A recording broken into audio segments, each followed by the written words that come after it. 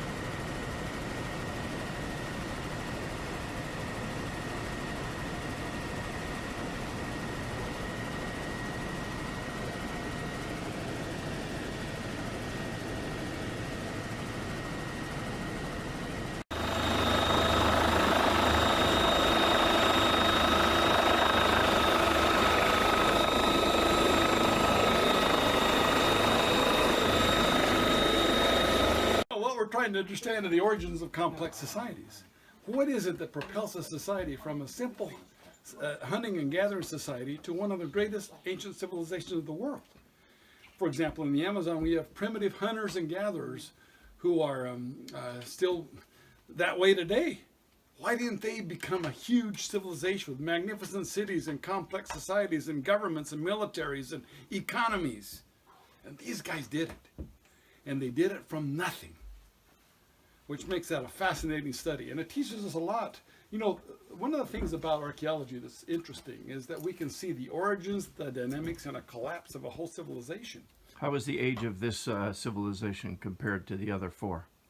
Well, the Chinese and the Egyptians are earlier. Chinese are wonderfully early, and the Indus Valley is 2000 BC. We're not that early here. We have occupation here at 2600 BC, but not civilization till about 1000 BC. But we're way ahead of Rome. We're ahead of Greece. You know, we're ahead of the major, but Babylon, Mesopotamia, all those about the same thing.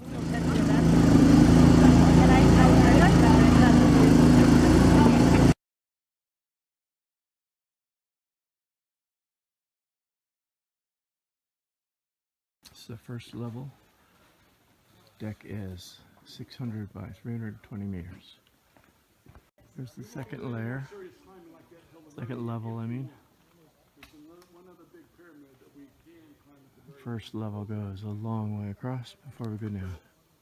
Third level.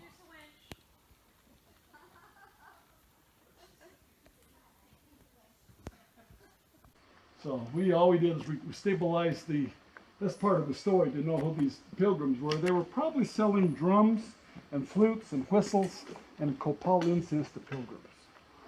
That's how people were coming up here and making a little offering on the pyramid, and these guys were This is it, top of the largest pyramid by volume in the world and the highest in the Americas.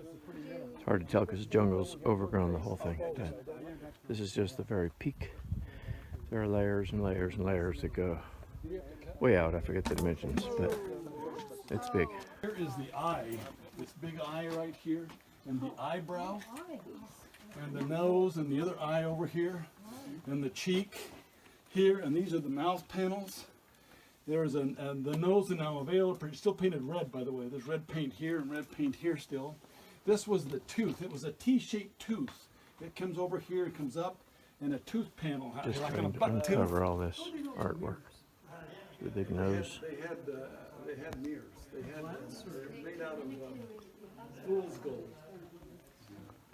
Fool's gold. His face, his eye, his big nose. He's got a big schnoz on him. He's got sunken teeth. He's got a beard. He's a bearded old man deity. He's got an ear spool here and a serpent headdress. But he's got bird wings and a bird body and bird legs.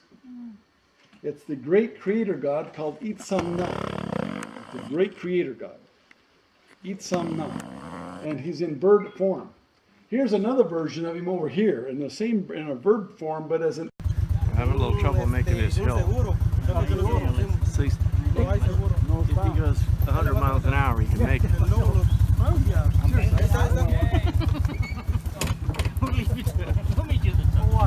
Coward.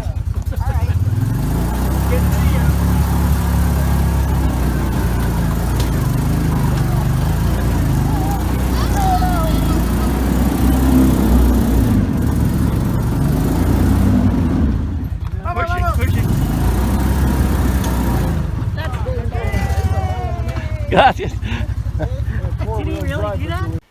The guide is worried that we're not going to get out in time because of thunder showers coming and we're helicoptering. And they also said there are more jaguars in this area than anywhere in the world.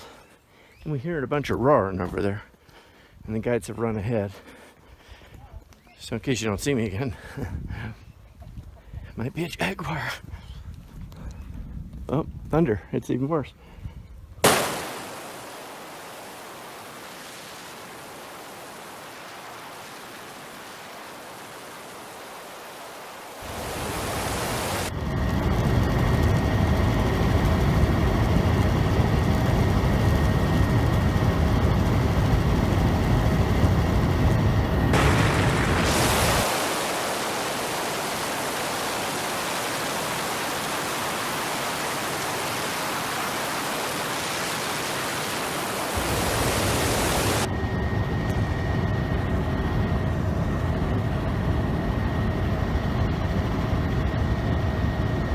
After a full day of touring and climbing these mountains and going through jungles and muddy and itchy and mosquitoes and hot, it was wonderful. We were supposed to do 2 days, but then we found this very rare, special,